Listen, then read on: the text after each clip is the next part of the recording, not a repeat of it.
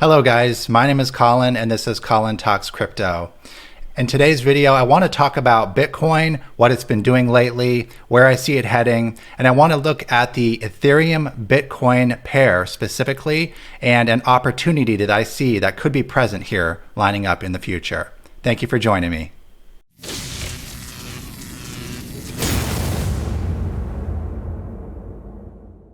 All right, guys, so here's the Bitcoin price chart. And really for the past month or even more than a month, it's been basically chopping sideways. We saw this large capitulative event here in the beginning of May or mid-May.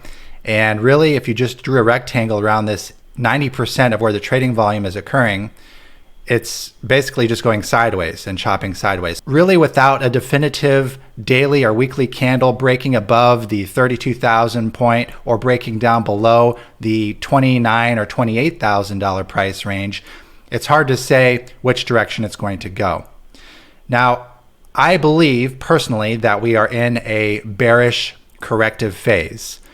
It gets a little bit into semantics, whether you want to call it a bear market or you want to call it a correction. I think there are still some people who think that it's a correction of a broader bull run. I do not fall into that camp currently. I do believe that we have entered into what is considered a bear market. And at a certain point, it's really just an argument over semantics, whether you call it a bear market or a corrective cycle in a larger bull run macro cycle. And you have to ask yourself, is the name more important? Or is the market behavior and the market direction more important? And I would argue that the market behavior is much more important. So personally speaking, I give the Bitcoin price chart as it stands today, I give it like a predominance of odds that we are in a corrective bear market, negative direction, trending cycle. There's downward momentum here. I give it a lesser chance, call it 30% chance, 20% chance that there could be a bull run left in store for us later this year or early next year. But I do not think that that is the most likely scenario.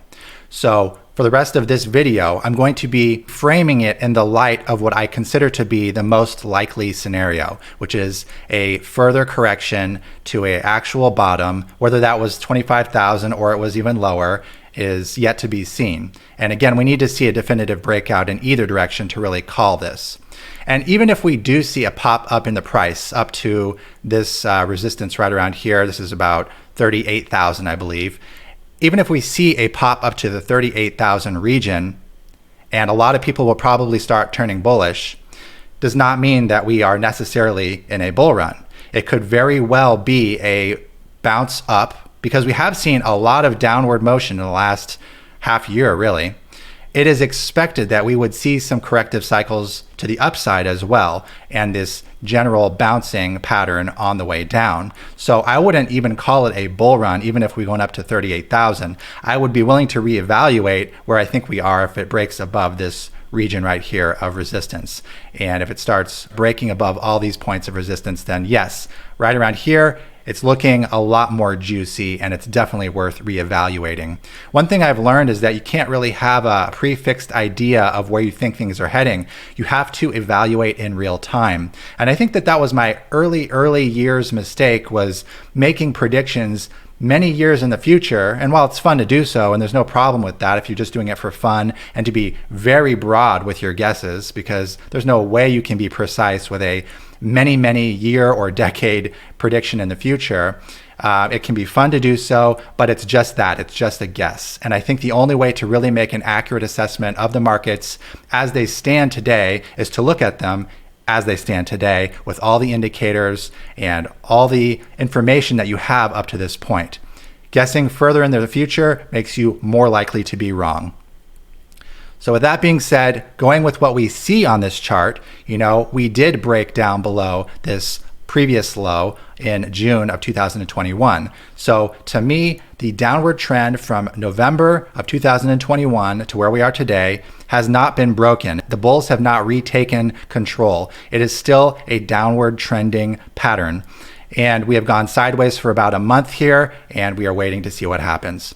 So I want to share with you some opportunities I see available. And I want to talk to you about Ethereum, and I want to talk to you about the Ethereum Bitcoin price pair. So first, let me just show you the broad idea, and then we'll zoom in a little bit and just show you all these things I noticed about it. So first of all, the Ethereum Bitcoin trading pair is in a very clear Wyckoff distribution. I mean, I don't know how much more textbook it gets than this. It is extremely clear. And I recently sold 27% of my Ethereum for Bitcoin. I've actually upped that. It's actually more than that now. It's probably more like 35% of my Ethereum for Bitcoin. I'll have to recalculate it to see exactly how much. And I plan to do more if the opportunity gets even better. But the reason that I'm doing that is because I observed this. And this is the same exact Wyckoff pattern I noticed with Luna. When I was selling Luna for Ethereum right before it collapsed, 1 month before it collapsed, I was taking profits from Luna into Ethereum. And thank God I did that because it allowed me to recoup some of that loss. And I see the same thing here with Ethereum and the Bitcoin, the ETH BTC trading pair. So on your screen right here is the Ethereum Bitcoin chart. It's priced in Bitcoin. And we have a high of about 0.08, and we have a current price of about 0.059. Now you'll notice this very clear pattern matches exactly with a Wyckoff distribution pattern, down to every single sub-peak, really just about everything. And you can see that in a Wyckoff distribution, it shoots up dramatically, it maintains a range for an extended period of time, and then it collapses back down below the support and goes back down in the direction that it originally rose up from. And so it gives it almost like a Bart Simpson head, if you will, sort of a steep climb, kind of a choppy top, and then a steep decline. And I think that we are very close, potentially, to a steep decline for the Ethereum BTC trading pair. And it's showing this sign of weakness because it's breaking down below these points of support. Previously, there was support, and now they are becoming resistance. We're not quite there yet, but again, it matches too closely with the distribution schematic of a Wyckoff event for me to ignore this. And so I have been taking some profits here and putting it from Ethereum into Bitcoin because as the current price shows, 0.059 Ethereum per Bitcoin could drop as low as 0.04 or 0.035. I actually expect eventually we will see this trading pair, ETH BTC, to reach 0.035 again. Now, whether that's in 1 month or that's in 3 months or that's in 6 months, I think that we are going to see it touch or break beyond that. So I'm looking at flipping some of my Ethereum now into Bitcoin and then flipping it back from Bitcoin into Ethereum to possibly almost double my profits, to double my Ethereum holdings, I should say, for everything that I sold right here.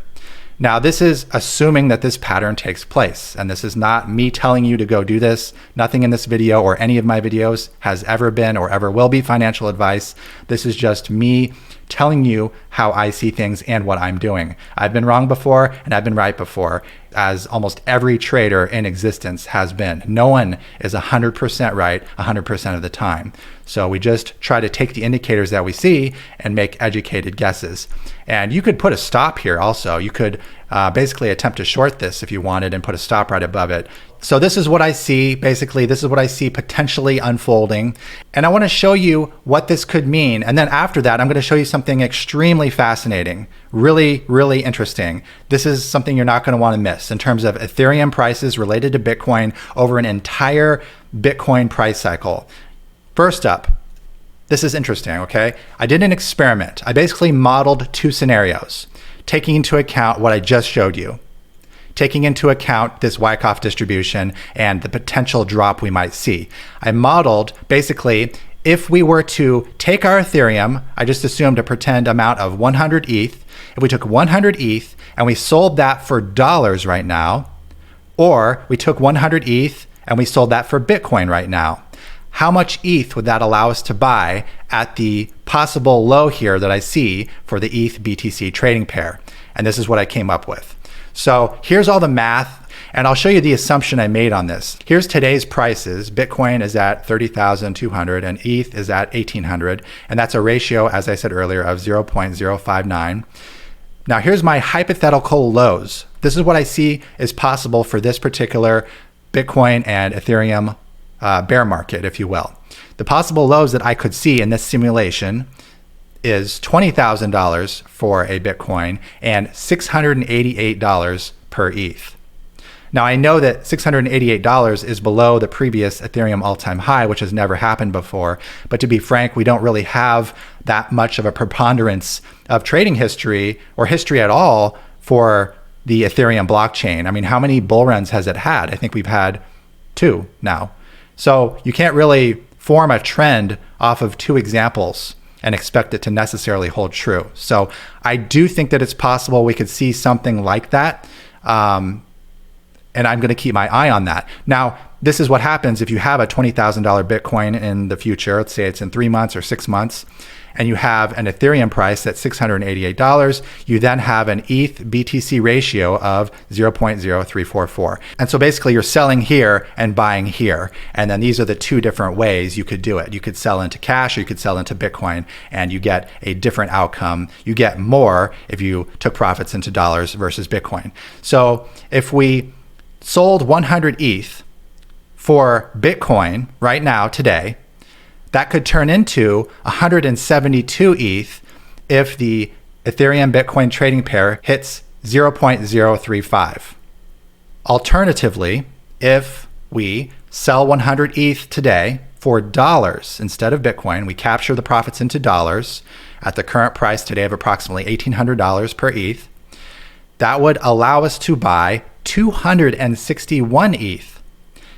If that Wyckoff distribution pattern holds true, the ETH BTC trading pattern drops down to 0.0344, and we rebought into Ethereum, we'd be able to buy 161 more ETH than we started with. A total of 261 ETH when we started with just 100 ETH. So this is a trade that I am looking at doing. And I may not wait till the absolute bottom of that trading range to rebuy in, but this just gives you an idea of the difference in magnitude, because you can get a lot more ETH by taking profits into dollars today than you can by taking it into Bitcoin today. Now, that being said, I'm actually doing both. I'm actually staying a little more on the conservative side because, like I said at the beginning of this video, I could see there being a bull case. I don't think it's very strong. Let's say it's 30% bull case, but I don't want to be caught out of the game holding fiat. That would drive me crazy. I'd be kicking myself for years if I just was holding fiat. So this is a way that I can still be exposed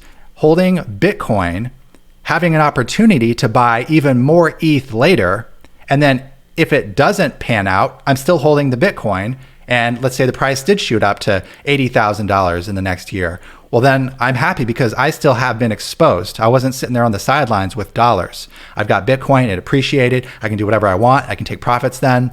And so I would say selling ETH today for Bitcoin is a little more of a conservative approach. It's kind of funny to say that in crypto. I think nothing is really conservative. We're in a very volatile asset class. But among the options I'm showing you, it's a little more conservative actually to be selling into Bitcoin than it is selling into dollars, which is kind of crazy. I guess that's from the mindset of myself being a crypto fanatic, wanting to hold crypto. I do not want to hold dollars longer than I have to.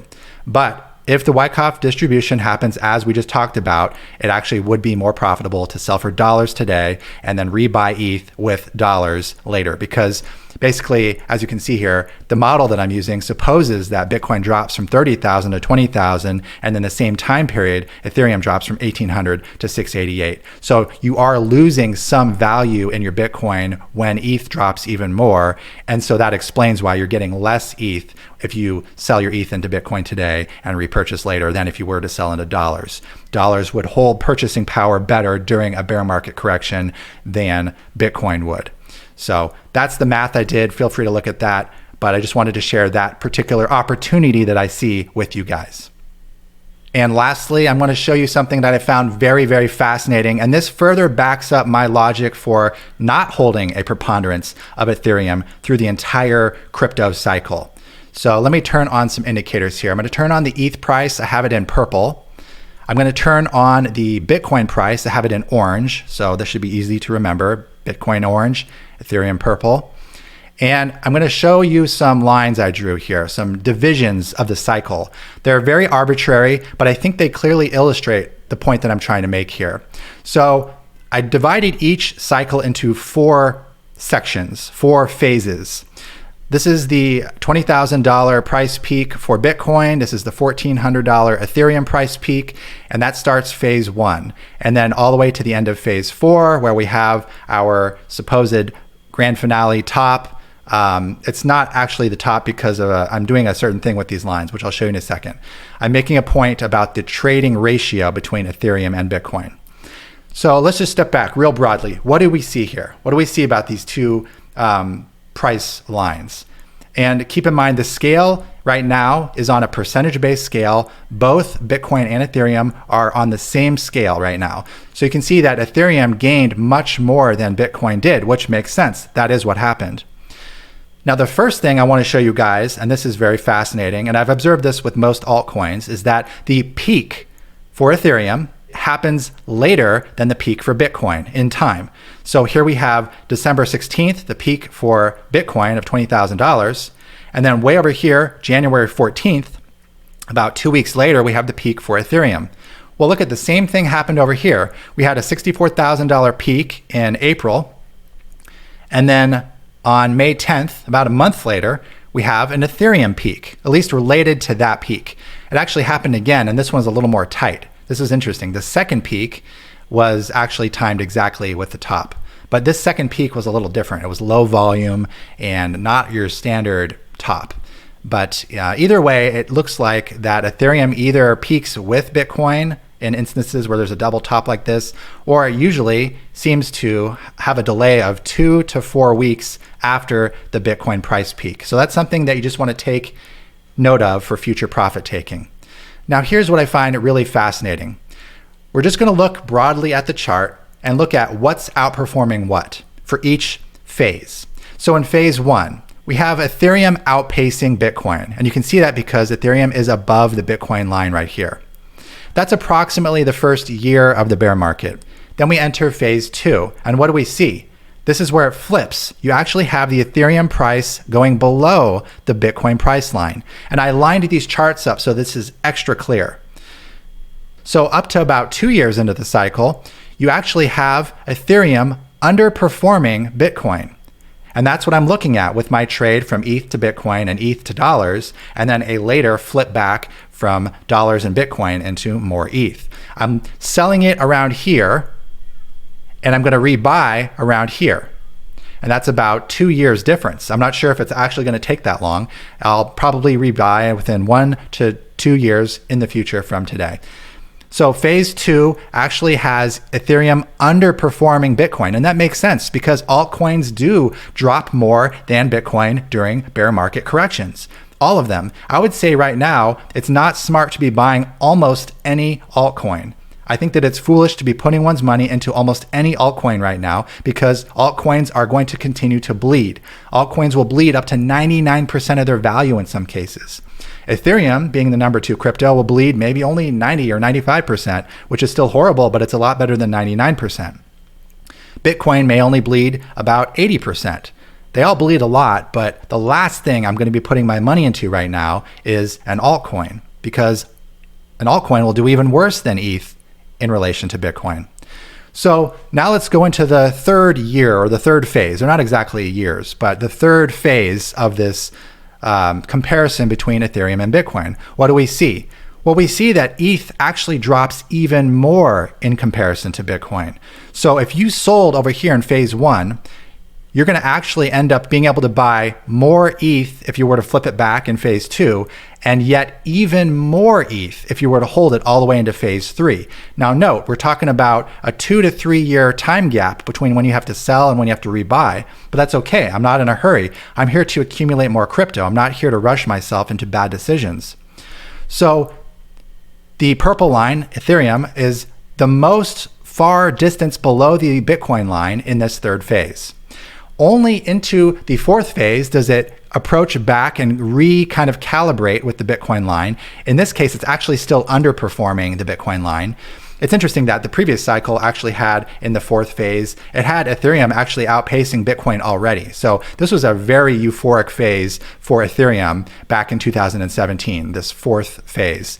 It was outpacing Bitcoin on the fourth phase, and it continued to outpace it into the first phase of the next cycle.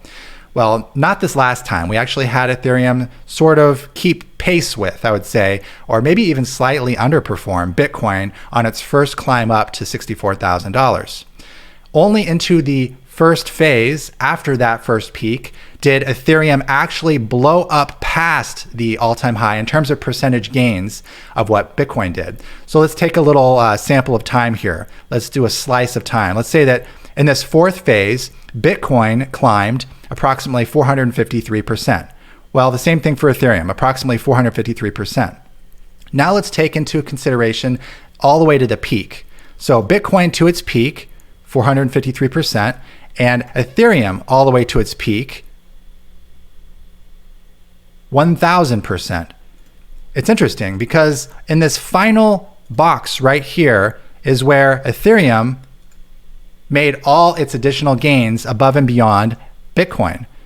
Ethereum blew past Bitcoin in terms of gains in the 1 month following that $64,000 price peak. So it's worth considering in both of these cases that when you consider you're at the top of the Bitcoin bull run, flipping into Ethereum and riding it for another 2 to 4 weeks gives you a massive increase, almost doubling your profits in each case, almost doubling your gains by flipping it into ETH, and then you would want to sell your ETH at that top. Now, it might be easier said than done, and I'm not recommending you do this because it's advanced trading. You have to be quick on your toes to take advantage of those profits, and it looks easy in hindsight because we see the chart laid out in front of us right here. That's not going to be the case when it's actually said and done. You're going to be in the moment. You're not going to know where the top is. You're going to be guessing and second guessing yourself every step of the way. But it's interesting to note that in both cases, in both bull runs, Ethereum more than doubled the gains that Bitcoin made after the peak had been reached for Bitcoin. So it makes the case for flipping Bitcoin into ETH, getting some extra profits and coming out. So I just wanted to show you this, guys. It's an interesting phenomenon where really Ethereum only gains in relation to Bitcoin for one of the 4 phases, maybe 2 of the 4 phases. If you go back here, we have phase 4 and phase 1.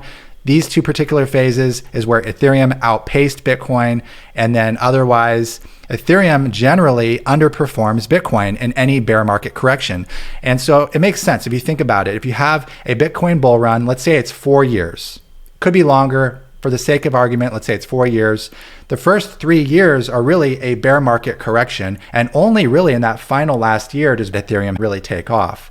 So it's interesting that Ethereum really loses ground against Bitcoin for about 2 to 3 years of the entire cycle. And it's really just 1 to 2 years where it actually gains against it. And so that's exactly what I'm observing here. If this was where we were today in Ethereum, is where I feel like we may be today in Ethereum. I feel like we might be on the edge of a cliff ready to drop off. Not to say that we can't bounce first, but I feel like we're ready to drop in terms of the ETH BTC price, in terms of the Ethereum price.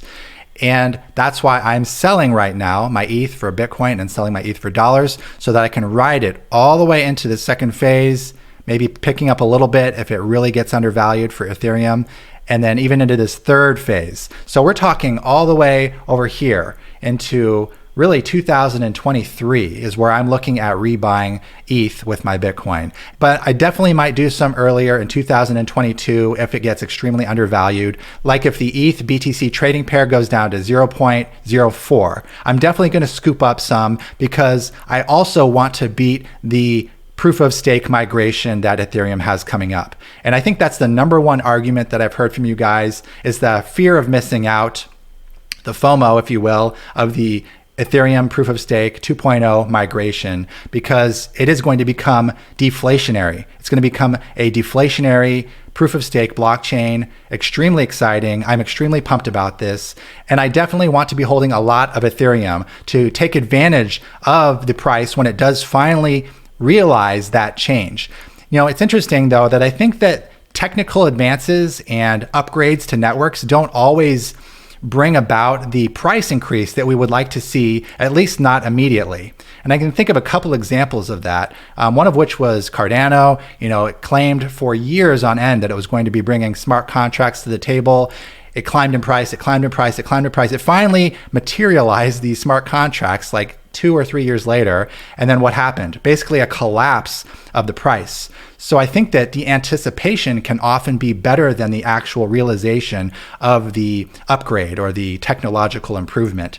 Now, that's not to say that eventually that the market itself will realize and price in this deflationary move, because it has to, because you have less ETH tokens circulating. So in time, it can only go up in price. But I think that people's expectations, this is just my guess, people's expectations are that the price is going to shoot up right at the same moment that we flip over to proof of stake. And I think that actually it's possible the price could go down the moment we flip over to proof of stake. And it might be many months or even a year or two before the full economic effects of deflation are felt on Ethereum and its migration to proof of stake and this deflationary change that it's seeing, which is huge, and I'm looking forward to it. But I'm not letting it influence my trade here, because this is a trade based on technicals, on the charts and what I see. And I don't think that we're going to see an instantaneous reaction to the price when the network suddenly flips its switch over to proof of stake. I just don't think that that's an instantaneous occurrence. I think there's going to be a delay, and a lot of people are going to be left scratching their heads wondering why it didn't happen so quickly. However, I could be completely wrong, and maybe the market wants to price it in before it happens, and it's getting excited because it has been so long since we've been waiting for this migration to proof of stake. Or maybe the Ethereum network flips its switch to proof of stake, and then right from that point forward, it starts climbing up. I mean, those are possible outcomes that I will not dismiss. I just don't think they're the most likely outcome. So in the end, I have to pick my battles and go with odds and just put my foot out there, because I do think that this is what is going to happen. Do your own research, do your own due diligence, be your own counsel, make your own decisions. This is not financial advice, but I do find this very interesting, and I hope you do too. Let me know what you think in the comments below about these different phases where you have Ethereum outpacing Bitcoin, and then you have Bitcoin outpacing Ethereum, and Bitcoin outpacing Ethereum, and then it kind of equalizes, and then Ethereum shoots off like a rocket. There are definitely phases that can be taken advantage of in this cycle, I think, and that is what I am looking to do. Drop me a comment in the section below, guys. Let me know what you think, and I hope you're having a fantastic day. Talk to you again soon. Take care.